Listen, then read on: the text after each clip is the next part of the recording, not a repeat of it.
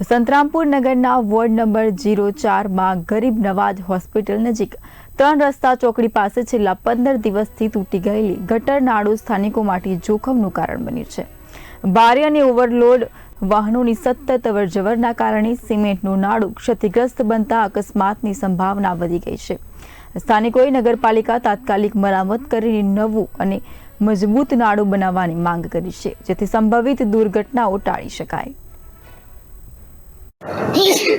નમસ્કાર દર્શક મિત્રો, બી ઇન્ડિયા ન્યૂઝના પ્લેટફોર્મ પર આપનું હાર્દિક સ્વાગત છે। હું છું સલમાન મોરાવારા। આજે આપણે વાત કરીશું સંતરામપુર નગરના વોર્ડ નંબર 4 વિસ્તારની। વોર્ડ નંબર 4 વિસ્તારમાં આવેલ ગરીબ નવાજ હોસ્પિટલ 3 રસ્તા ચોકડી પાસે એક ગટરનું નાળું લાંબા સમયથી તૂટી ગયેલ છે। તો આ બાબતે દર્શકો આપણી સાથે સ્થાનિક જોડાયા છે, સીધી આપણે વાત તેમની સાથે કરીશું। સાહેબ 15 દિવસથી આ તૂટી ગયો નાળો, એનાથી હેરાન પરેશાન છીએ। અહીં મદ્રસે છે, મસ્જિદ છે, છોકરાઓ આવે જાય છે અને ગાડીની બી સમસ્યા બહુ છે। ટર્ન બહુ લાંબુ લેવું પડે ને 100 ટર્ન લે। હમણાં વરસાદનો બી માહોલ ચાલે છે, ખાડો થઈ ગયો। હવે કોઈ પડી જાય એનો જવાબદાર કોણ? છોકરાને વાગી જાય એનો જવાબદાર કોણ?